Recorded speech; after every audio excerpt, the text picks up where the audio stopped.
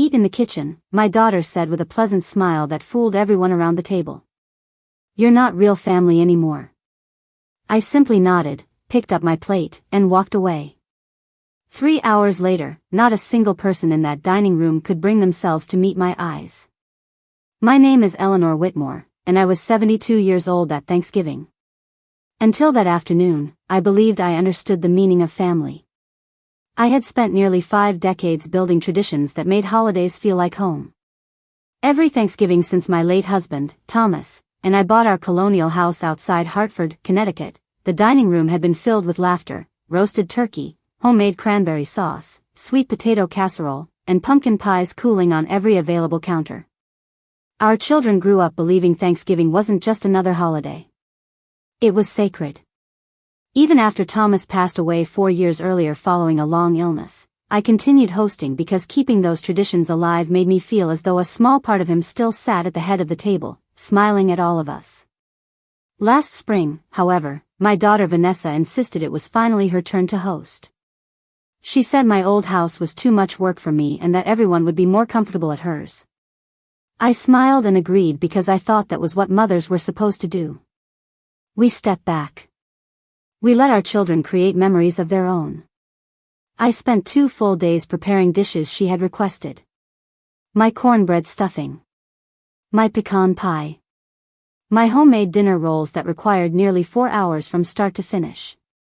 The kitchen in my little house smelled exactly the way it always had on Thanksgiving mornings, filled with butter, cinnamon, sage, and rosemary. As I packed everything carefully into insulated containers, I caught myself speaking softly to Thomas's framed photograph sitting near the coffee maker. "Looks like they're finally taking over," I whispered with a small smile. I suppose that's how it's supposed to be. I arrived at Vanessa's beautiful 2-story home 20 minutes early because I had always believed being punctual showed respect. The front yard was lined with colorful maple trees shedding their final autumn leaves across the lawn. Cars already filled the driveway. Through the front windows I could hear laughter, football playing on the television, and children chasing each other through the hallway. For one wonderful moment, I thought everything would be perfect. Vanessa greeted me with an air kiss instead of a hug. "Mom, you're early," she said before glancing toward the kitchen. "Just leave everything over there." Her husband Daniel smiled politely as he carried my casserole dishes inside, while my granddaughter Olivia wrapped her arms around me with genuine warmth. "Happy Thanksgiving, Grandma," she whispered. My 15-year-old grandson Mason grinned and reached for one of my dinner rolls before Vanessa gently slapped his hand away, laughing that dinner wasn't ready yet. I noticed small things that felt unusual but told myself not to overthink them. Family photographs decorated nearly every wall, yet none included Thomas. A large seating chart rested beside the dining room entrance, something we'd never needed before. Place cards sat beside elegant china plates. Everyone seemed to have assigned seats. Everyone except me. I looked around quietly, assuming perhaps mine had fallen behind another card. Vanessa noticed me searching. She walked over carrying a glass of sparkling cider, her smile polished enough for company but strangely cold beneath the surface. She lowered her voice just enough so nearby relatives could still hear every word. "Mom," she said sweetly, "we've decided it would be easier if you ate in the kitchen this year. The dining room is really for immediate family. You're, well, not really part of that anymore." For just a second, the room became perfectly still. I could hear the grandfather clock ticking in the foyer. Someone stopped laughing. Daniel stared at his plate. Olivia's eyes widened in disbelief. Mason looked from his mother to me as though waiting for someone to explain the joke. I felt every pair of eyes slowly turning toward me, expecting tears, anger, or an argument.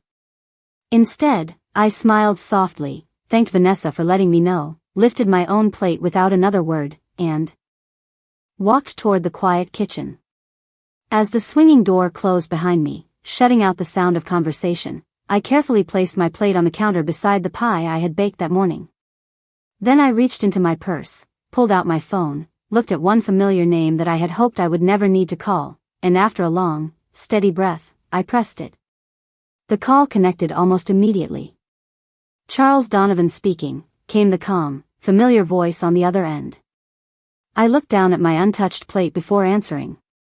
Charles, I am sorry to interrupt your Thanksgiving, but I believe it is time. There was only a brief pause.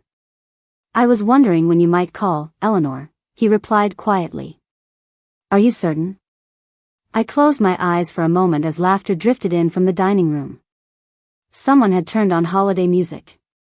Glasses clinked together.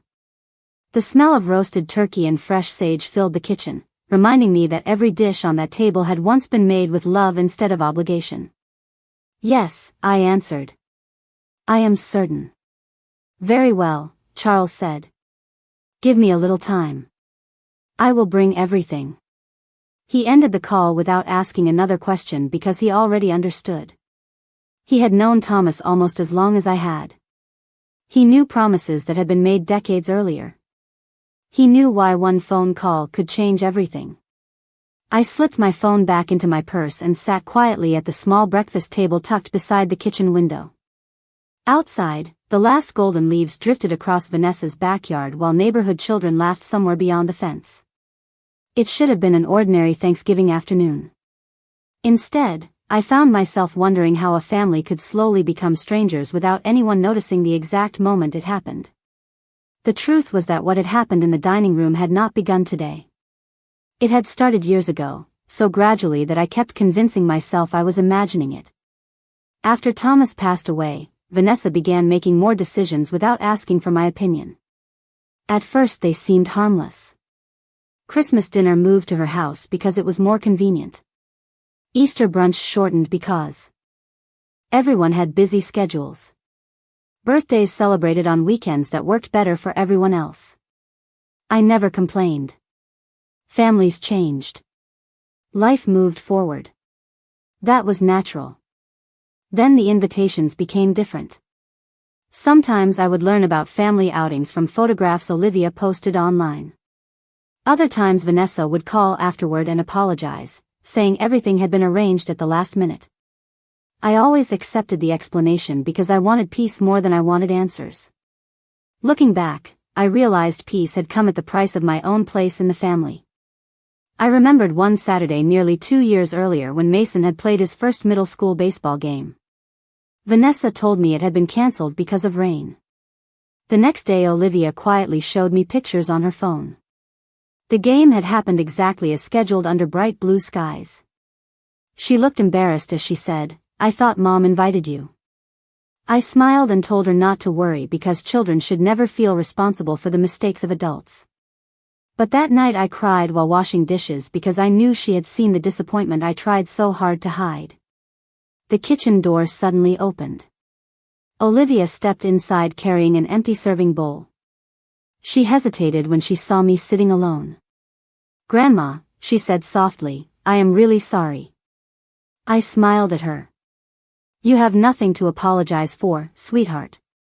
She looked toward the dining room to make sure no one was listening. I told Mom this was wrong. She said it was better this way because there was not enough room, but there are 2 empty chairs at the table. Her voice almost broke on the last sentence. I reached over and gently squeezed her hand. Thank you for telling me the truth. Before she could answer, Vanessa called from the dining room, asking Olivia to bring more gravy. My granddaughter looked back one last time, her eyes fee. I remained in the kitchen while the rest of the family continued their celebration only a few steps away. The sounds reached me in fragments. A burst of laughter. The scrape of silverware against china. Someone complimenting the stuffing that I had prepared the day before. It was strange. How invisible a person could become while everyone enjoyed the work of her hands. I folded my cloth napkin neatly beside my plate and watched the afternoon sunlight stretch across the hardwood floor. Thomas used to say that difficult moments revealed character more clearly than comfortable ones. At the time I thought he meant business negotiations or unexpected financial setbacks. I never imagined he had also been talking about family dinners.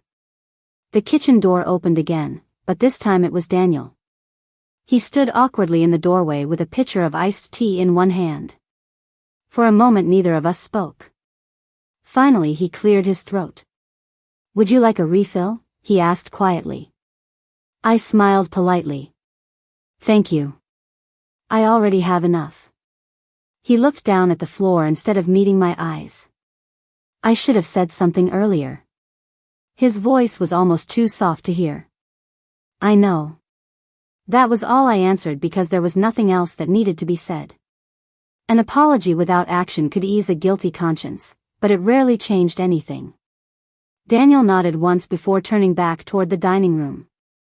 Just before he reached the door, he stopped. Vanessa has been under a lot of pressure lately, he said, almost as though he were trying to convince himself. Sometimes pressure reveals what is already inside a person, I replied gently. He did not answer. He simply walked away, leaving the kitchen quiet once more. I did not feel angry with him. In many ways silence could become its own kind of habit. People convinced themselves that avoiding conflict kept families together when, in reality, it often allowed hurt to grow unnoticed for years. I thought back to the final autumn Thomas and I spent together. We had been sitting on our front porch wrapped in blankets while colorful leaves drifted across the yard. He had looked unusually thoughtful that afternoon. Promise me something, he had said. If anyone ever mistakes your kindness for weakness, do not spend your energy proving them wrong. Let the truth do that for you. At the time I laughed because the idea seemed impossible. Our children loved us. Our family respected one another. There would never be a reason for such advice. Yet somehow Thomas had seen possibilities that I had refused to imagine. My phone vibrated again. I expected another message from Charles, but instead it was Margaret Ellis, my oldest friend. Happy Thanksgiving, Eleanor. I hope you are surrounded by love today. I stared at those words much longer than I expected. Margaret had known me since college. She had stood beside me on my wedding day. She had helped organize Thomas's memorial service. More than anyone, she understood the quiet ways grief changed a person's life. My fingers hovered over the screen before I finally replied. Not exactly. But I think today is finally bringing clarity. Less than a minute later she answered. Clarity can hurt at first. It can also set you free. I slipped the phone back into my purse and felt an unexpected sense of peace settle over me. Outside the kitchen window, the afternoon sky had begun changing into the pale gold that always arrived before sunset. Thanksgiving Day was moving forward exactly as it always had, but something inside me had already changed. I was no longer asking myself what I had done wrong. I was asking why I had accepted so little respect for so long. Just then I overheard voices drifting from the hallway. They belonged to Olivia and Mason. That was mean, Mason whispered. Grandma did nothing wrong. I know, Olivia answered. Mom keeps saying Grandma needs to understand her place, but I do not think this is what Grandpa would have wanted. Their footsteps faded before either realized I had heard them. I closed my eyes for a brief moment. Thomas had always believed that children learned more from what adults did than from what they said. Listening to my grandchildren, I realized they were learning something important today, although not the lesson Vanessa intended. Respect could not be demanded. It had to be demonstrated. 20 minutes later the front doorbell rang. Conversation in the dining room paused. Someone joked that another unexpected guest had arrived looking for pumpkin pie. Vanessa laughed lightly and said she was not expecting anyone else. Through the narrow kitchen doorway I heard footsteps crossing the foyer followed by the sound of the front door opening. Then everything became unusually quiet. Even from where I sat, I recognized the calm, unmistakable voice that answered Vanessa's confused greeting. Good afternoon, Charles Donovan said warmly. I apologize for arriving during your family dinner, but Eleanor asked me to stop by, and what I have with me simply could not wait until tomorrow. Charles stood in the foyer wearing the same charcoal overcoat and navy scarf he had worn every Thanksgiving for as long as I could remember. His silver hair was neatly combed despite the cold November wind, and in his left hand he carried a slim leather portfolio that looked far too ordinary to command the silence it had just created. Vanessa forced a polite smile. Charles, this is unexpected. We are in the middle of dinner. He returned her smile with the calm confidence that had made him one of the most respected estate attorneys in Hartford. I realize that, Vanessa. I will only need a few minutes. Eleanor asked me to deliver something personally, and after reviewing the circumstances, I agreed that today was the appropriate time. Daniel stepped into the hallway beside his wife. His expression shifted almost immediately from confusion to concern. Is everything all right? He asked. Charles nodded. That depends on how everyone chooses to handle the next few minutes. Those words settled over the house like fresh snow. Nobody moved. Nobody laughed anymore. From my seat in the kitchen I could hear every sentence with surprising clarity. Eventually Charles looked toward the swinging kitchen door. Eleanor, would you join us, please? I stood slowly, smoothed the sleeves of my cream-colored sweater, and carried my untouched plate to the sink before walking into the dining room. Every conversation stopped as I entered. The chair that had been prepared for me in the kitchen suddenly seemed much farther away than a few yards. Olivia immediately stood and quietly pulled out the only empty chair remaining at the dining table. Before I could sit, Vanessa spoke quickly. Actually, we already arranged the seating. Olivia looked directly at her mother. Grandma belongs here. It was the first time all afternoon that someone had openly challenged Vanessa.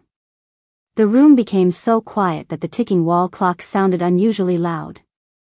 Vanessa forced a nervous laugh. Olivia, do not make this awkward. I am not the one making it awkward, Olivia answered softly. Daniel lowered his eyes without saying a word. I gently placed my hand on Olivia's shoulder. Thank you, sweetheart. Then I remained standing instead of taking the chair. Charles opened his leather portfolio and removed a large cream-colored envelope sealed with dark blue wax. Several relatives exchanged uncertain glances. Vanessa folded her arms. What exactly is this? She asked. Charles spoke in the same measured tone he had used in courtrooms for more than 30 years. 4 years ago, shortly after Thomas Whitmore received his medical diagnosis, he and Eleanor updated every aspect of their estate planning. I supervised each document personally. Vanessa blinked. I thought everything was already settled after Grandpa passed away, Mason said quietly. Charles looked kindly toward him. Most families believe that. Responsible planning often happens quietly. He carefully placed the envelope on the dining table but did not open it yet. Instead he looked around the room, making eye contact with each person. Your grandfather believed that wealth should strengthen a family, never divide one. He also believed respect was worth more than any amount of money. Those words made Daniel slowly straighten in his chair. I could see him remembering conversations he must have shared with Thomas years earlier. Vanessa shifted uneasily. I still do not understand why this could not wait until next week. Charles answered without hesitation. Because what happened in this home today is directly related to the instructions inside this envelope. A wave of silence swept across the room again. Even the football game playing softly in the family room seemed to disappear into the background. My eyes drifted toward the framed Thanksgiving photograph displayed on the fireplace mantel. Thomas smiled back from the picture exactly as I remembered him, his hand resting lightly on my shoulder. For the first time that afternoon, I no longer felt alone. Charles broke the wax seal with deliberate care and removed several neatly organized documents. Before reading a single line, he looked at me. Eleanor, before I continue, I need to ask one question. Has anyone pressured you into requesting this meeting today? I met his eyes and answered calmly. No. This decision is entirely my own. He nodded once. Thank you. That confirmation is important. Vanessa suddenly leaned forward. Mom, if this is about what happened earlier, I think everyone is making far too much of one misunderstanding. I looked at her peacefully. A misunderstanding happens once. A pattern happens over many years. Her face lost its confident expression for the first time all day. Daniel slowly exhaled but still remained silent. Charles lifted the first document from the stack. Then, with Eleanor's permission, I believe it is time for everyone in this room to learn what Thomas intended this family to understand long before today. He unfolded the first page, adjusted his glasses, and as his eyes settled on the opening paragraph, the color slowly drained from Vanessa's face before he had spoken a single word. I watched Charles lower his eyes to the first page before speaking with the same calm precision that had earned him the trust of my husband for more than 3 decades. This document was signed by Thomas Whitmore and Eleanor Whitmore 4 years ago in the presence of 2 independent witnesses and has remained unchanged since that date. He paused only long enough for the words to settle over the room. It begins with a personal statement from Thomas. Charles looked toward me for a brief moment before reading aloud. To my family, if this letter is ever read while Eleanor is alive, then circumstances have unfolded exactly as I feared they might. I have complete confidence in my wife. If she believes this document should be opened, I trust her judgment completely. The room became impossibly still. Even Vanessa remained silent. Charles continued. For more than 40 years, Eleanor has been the heart of our family. She built our home, protected our traditions, and carried burdens that many people never saw. I ask every member of this family to remember one simple truth. A person who gives love deserves respect in return. I noticed Olivia quietly wipe away a tear while Mason stared at the tabletop without moving. Daniel slowly leaned back in his chair as though each sentence carried a weight he had not expected. Vanessa folded her hands tightly together, but the confidence that had filled her voice earlier that afternoon had disappeared. Charles carefully turned to the next page. Now we come to the legal provisions. He adjusted his glasses before continuing. All family investment accounts, the Whitmore Family Trust, the lake property in New Hampshire, and the commercial office building in downtown Hartford remain under Eleanor Whitmore's complete ownership and control during her lifetime. Several people looked toward me with genuine surprise. I understood why. Thomas and I had never discussed our finances openly. We believed family relationships should never revolve around money. Apparently that silence had allowed several assumptions to grow over the years. Vanessa looked confused. I thought everything transferred automatically after Dad passed away. Charles answered without emotion. No. Thomas intentionally structured the estate differently.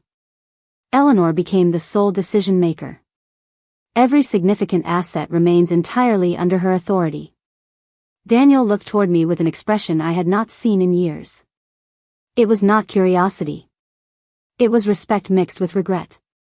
I realized he had probably believed the same misunderstanding for a long time. My husband had anticipated that possibility. He simply chose patience over explanation. Charles reached for another document.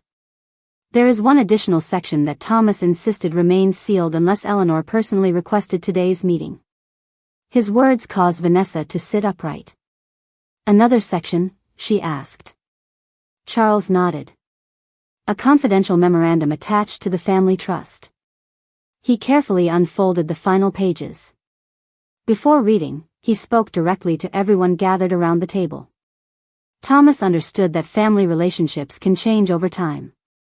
For that reason, he created standards regarding stewardship, gratitude, and continued participation in the family trust. Vanessa attempted a nervous smile. I am sure Dad just wanted everyone treated fairly. Charles met her eyes evenly. That appears to have been exactly his intention. The atmosphere inside the dining room shifted again. Nobody reached for food anymore. Plates of turkey and mashed potatoes sat untouched as daylight slowly faded beyond the windows. The holiday had quietly transformed into something entirely different. Charles continued reading. The purpose of this trust is not simply to preserve wealth, but to preserve character. Material gifts should never reward cruelty, manipulation, deliberate exclusion, or repeated disrespect toward Eleanor Whitmore. My eyes drifted briefly toward Thomas's photograph above the fireplace. Hearing those words spoken aloud felt like hearing his voice once again. He had always believed that character revealed itself through ordinary moments rather than dramatic ones. Thanksgiving dinner, it seemed, had become one of those ordinary moments. Vanessa shifted uneasily. This sounds very subjective, she said carefully. Charles calmly shook his head. Thomas anticipated that concern as well. He lifted another page containing several notarized signatures. He appointed an independent trustee and established a documented review process supported by written observations over time, not isolated incidents. Daniel frowned slightly. Written observations? Charles answered, yes. Your father believed patterns mattered more than single events. A quiet murmur spread around the table. I could almost see everyone mentally revisiting holidays, birthdays, and family gatherings from previous years. Olivia slowly turned toward her mother, but she did not say anything. She no longer needed to. Questions had already begun forming in every mind present. Charles then removed one final folded sheet from the portfolio. Unlike the others, this page showed signs of having been opened before. The edges were slightly worn, and Thomas's unmistakable handwriting covered both sides. Charles rested his hand gently upon it before looking directly at me. Eleanor, this is the private letter Thomas instructed me to read only if the family ever forgot what you truly meant to him. I have never opened it in front of anyone until today. My heartbeat remained steady, but I suddenly remembered the afternoon Thomas had disappeared into Charles's office for nearly 3 hours without telling me exactly what they discussed afterward. He simply smiled that evening and said, "Some conversations are gifts meant for another day." I had never asked another question. Charles slowly unfolded the handwritten pages, glanced at the opening sentence, and for the first time since entering the house, even his composed expression changed slightly as though he already understood that what Thomas had written next would alter far more than anyone around the table expected. I watched Charles take a slow breath before he began reading Thomas's handwritten letter. His voice softened, not because the words were difficult to understand, but because they carried the weight of a man who had spent months preparing for a future he hoped would never arrive. My dear Eleanor, Charles read, if you are hearing these words, it means you found the strength to do something I always knew would be difficult. You chose to stop protecting people from the consequences of their own choices. My eyes never left the paper in Charles's hands, yet I could almost picture Thomas sitting at his old oak desk, fountain pen in hand, carefully choosing every sentence. You once told me that mothers keep giving because love does not come with conditions. I agreed with you then, and I still do. But respect is different. Respect is not unconditional. Respect is earned every single day. No one spoke. Even the youngest members of the family seemed to understand that this was more than a legal document. It was one husband's final attempt to protect the woman he loved. Charles continued. If anyone around this table ever makes you feel like a guest inside the family you helped build, then they have already forgotten who made that family possible. My heart tightened, not from sadness, but from recognition. Thomas remembered conversations I had long forgotten. Small moments when I had laughed away hurt feelings or explained someone else's thoughtlessness because keeping peace seemed easier than asking difficult questions. He had noticed every one of them. I know my wife, Charles continued reading. She will excuse poor behavior longer than she should. She will believe people deserve another chance, and another after that. That kindness is one of the reasons I fell in love with her. It is also why I must write these words now. Across the table, Daniel slowly removed his glasses and rubbed his eyes. He looked older than he had only an hour earlier. Olivia quietly reached beneath the table and took her younger brother's hand. Mason squeezed it tightly without looking away from Charles. Vanessa remained perfectly still, but I noticed her jaw tighten each time Thomas described the woman she had quietly pushed farther away over the years. Then Charles reached the middle of the letter and paused for just a moment before continuing. If this letter is being read because Eleanor has finally chosen to speak, then listen carefully. Do not interrupt her. Do not explain yourselves before you first understand what your actions have cost. Those words settled heavily over the room. Nobody dared move. I realized Thomas was still leading the family, even after his passing. His wisdom filled every corner of the dining room more completely than any holiday decoration ever could. Charles turned the page. I have left Eleanor complete authority over every decision involving our trust because I trust her judgment more than my own. She has always seen the good in people, even when I saw warning signs much earlier. I felt tears forming, but they never fell. Instead, I smiled softly because that sentence sounded exactly like Thomas. He had always teased me for believing everyone deserved the benefit of the doubt. Sometimes he was right. Sometimes I was. Together we had balanced each other for 46 years. Charles lowered the letter briefly and looked toward me. There is one final section, he said quietly. I nodded once. Please continue. He lifted the final page. To my children and grandchildren, if you ever reach a day when you believe your mother or grandmother has become less important because she has grown older, remember this. Age never removes someone's place in a family. Gratitude should grow stronger with time, not weaker. Daniel slowly stood from his chair.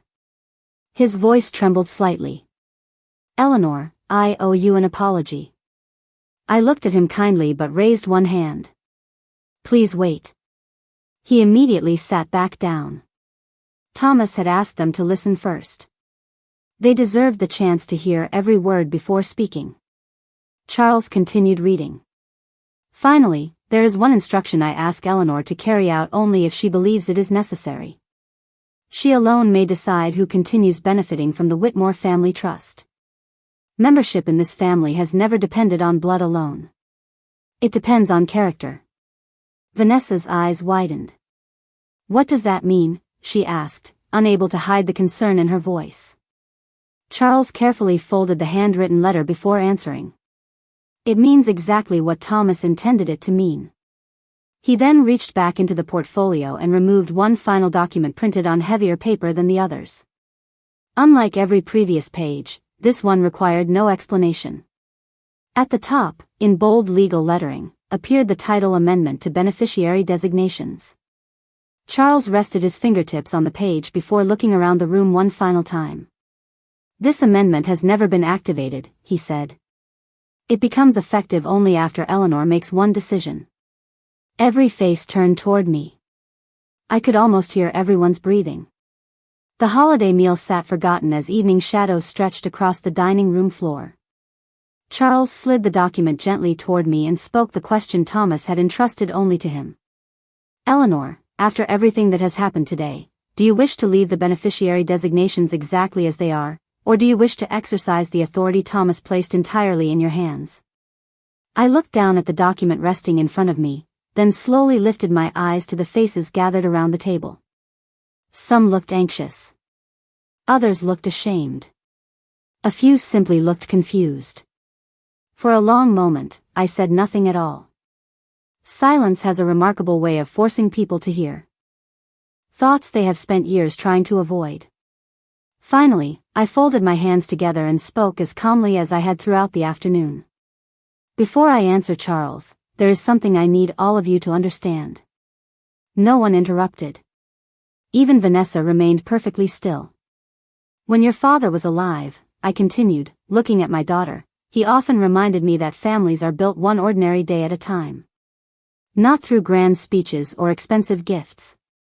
Through kindness. Through respect. Through making sure the people who love you never question whether they belong. My voice never rose, but every word seemed to fill the room more completely than shouting ever could. Today was not the first time I had been made to feel like an outsider. It was simply the first time it happened so openly that no one could pretend not to see it. Vanessa finally leaned forward. Mom, I never meant for it to sound that way. I met her eyes with quiet honesty. Then tell me exactly how you meant it to sound when you asked your own mother to eat in the kitchen because she was not real family. She opened her mouth, but no words came. For the first time in years, there was no polished explanation waiting to rescue her from accountability. Daniel slowly lowered his head. She cannot answer because there is no answer, he said quietly. The room fell silent again. I noticed Olivia glance toward her father with surprise, as though she had been waiting a very long time to hear him speak with such honesty. Daniel looked at me. I failed you too, Eleanor. I told myself staying quiet kept the peace, but all it really did was make it easier for the wrong things to continue. I nodded gently. Thank you for saying that. His admission did not erase the past, but it acknowledged it. Sometimes that was where healing had to begin. Charles remained standing patiently beside the table, allowing the family to absorb what was happening before returning to the legal matter. Then Mason quietly pushed his chair back and walked around the table until he stood beside me. Without saying a word, he slipped his hand into mine. I looked down at my grandson and smiled. "Grandma," he said softly, "I never thought you were anything except family." Those simple words nearly broke my heart because they carried none of the calculation adults often brought into difficult conversations. They were simply true. Across the table, I saw tears gathering in Olivia's eyes again. "Neither did I," she whispered. Vanessa looked from one child to the other. "You both are making this much bigger than it was." Olivia slowly turned toward her mother. "No, Mom. We just finally stopped pretending it was smaller." The honesty of that sentence settled over the room with unexpected force. Vanessa leaned back in her chair, looking suddenly tired instead of defensive. I wondered if this was the first time she had truly heard how her own children saw the situation. Charles gently cleared his throat. "Eleanor, whenever you are ready." I looked down once more at the amendment lying before me. Thomas had trusted me completely. Not to punish. Not to seek revenge. But to protect the values we had spent nearly half a century building together. I reached for the document, but instead of signing it immediately, I carefully slid it back toward Charles. Vanessa released a breath she had apparently been holding. Hope briefly returned to her face. She seemed convinced she understood what my decision meant. I looked directly at her before speaking. "I am not going to make this decision today." Confusion spread across several faces. Charles gave a small nod, as though he had expected exactly that answer. "The amendment allows 30 days, he explained. Eleanor may activate it at any point during that period or choose not to activate it at all." Vanessa immediately spoke with visible relief. "Then we still have time to work this out." I did not answer her immediately. Instead, I turned toward Olivia and Mason. "Would the two of you help me carry dessert into the dining room?" They both smiled and stood beside me. Together we walked into the kitchen where the pumpkin pies and pecan pies still waited exactly where I had left them hours earlier. As Olivia placed whipped cream on the table, she looked at me quietly. "Grandma," she asked, "have you already decided what you are going to do?" I gently rested my hand on hers. "Yes," I answered truthfully. "I decided the moment I walked into the kitchen this afternoon." Before either grandchild could ask another question, my phone vibrated softly inside my sweater pocket. I glanced down at the screen and saw a new message from Charles that he had sent while everyone else was talking. It contained only one sentence. "Eleanor, there is one more document that Thomas instructed me to show only after you made your decision, and I believe you should read it before anyone else does." I slipped my phone back into my pocket before anyone noticed the message. There would be time to read it later. For now, I wanted to finish Thanksgiving the way Thomas always believed difficult days should end, with honesty instead of resentment. Olivia carried the pumpkin pie while Mason carefully balanced the pecan pie I had baked the night before.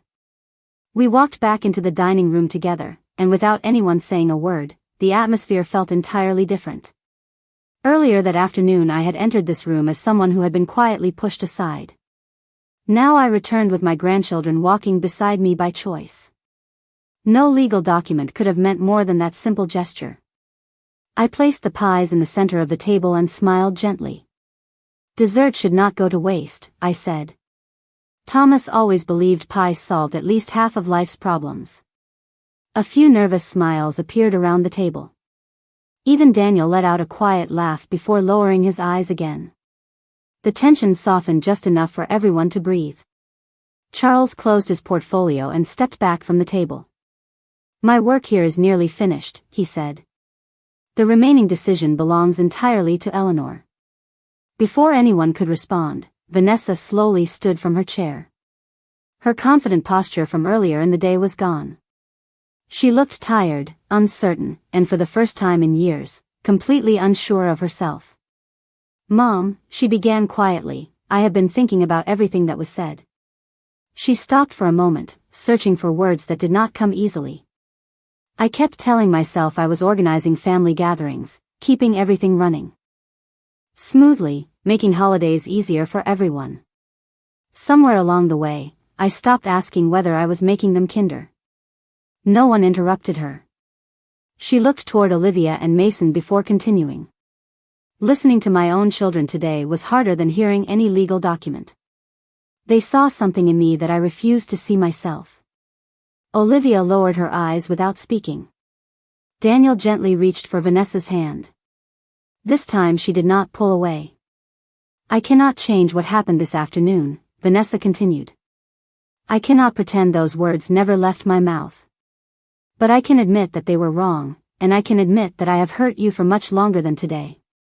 She turned toward me, and I noticed tears beginning to fill her eyes. I thought hosting the holidays meant I was becoming the center of the family. I forgot that you were never the center because you hosted dinners. You were the center because you made everyone feel welcome. Those words lingered in the quiet room. I believed she meant them, but I also knew something important. Regret spoken once did not erase years of choices. Trust returned slowly, one ordinary day at a time. I walked over to her and gently touched her shoulder. Thank you for saying that, I replied. Healing begins with honesty, but it continues with consistency. She nodded without arguing. That alone told me she had finally begun listening instead of defending herself. Daniel cleared his throat. If you are willing, Eleanor, I would like to help make things right. I smiled gently. Then begin by speaking up the next time silence feels easier. He gave a quiet nod. I will. Mason suddenly grinned. Can we finally eat pie now? The room relaxed as soft laughter spread around the table. Even Charles smiled. I believe Thomas would approve of that suggestion, he said warmly. While everyone accepted a slice of pie, I noticed small changes that would have seemed impossible only a few hours earlier. Olivia insisted that I sit beside her. Mason poured my coffee before serving himself. Daniel thanked me for every dish I had prepared. None of them were dramatic gestures. They were simply thoughtful ones. That was how families were. Repaired. Not through grand performances, but through ordinary acts repeated consistently over time. Halfway through dessert, Charles quietly walked over and handed me a sealed envelope that had not been shown to anyone else. You should keep this with you, he said softly. Read it when you are alone. I looked at the familiar handwriting on the front. In Thomas's careful script were only 6 words. For Eleanor. When the time is right. I slipped the envelope carefully into my purse without opening it. Some gifts deserve patience. As the evening drew to a close, relatives gathered coats and exchanged quieter conversations than they had when they arrived. The holiday had not been ruined. It had simply become honest. Before Charles reached the front door, he turned back toward me. You handled today exactly as Thomas believed you would. I smiled. He always gave me more credit than I deserved. Charles shook his head. No, Eleanor. He simply saw you more clearly than anyone else. After he left, I stood alone for a brief moment near the front window, watching headlights disappear down the quiet street. My phone vibrated once again. This time the message came from Margaret Ellis. I hope your Thanksgiving ended with peace. I smiled and typed a short reply. It ended with truth. Almost immediately another message appeared from Margaret. Good. Because there is something about Thomas's final estate file that I think you have never been told, and after what happened today, I believe you deserve to know it before anyone else does. I drove home just as the last light of Thanksgiving faded beyond the hills, and for the first time in many years, the silence inside my little house did not feel lonely. It felt peaceful. I placed my purse on the kitchen table, hung my coat by the front door, and looked around the familiar room that Thomas and I had shared for decades. Nothing inside the house had changed, yet somehow everything had. The old coffee maker still rested beside the window. His favorite reading chair still faced the fireplace. The framed family photographs remained exactly where they had always been. The difference was not inside the house. The difference was inside me. I brewed a cup of chamomile tea before carefully removing the sealed envelope Charles had handed me. Thomas's handwriting across the front still carried the quiet confidence that had always comforted me. I broke the seal slowly and unfolded the single sheet inside.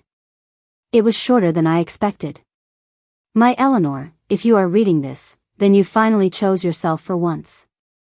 I hope you never confuse forgiveness with permission. Forgive when your heart is ready, but never give anyone permission to make you feel smaller than the woman I have loved every day of my life. Families survive mistakes.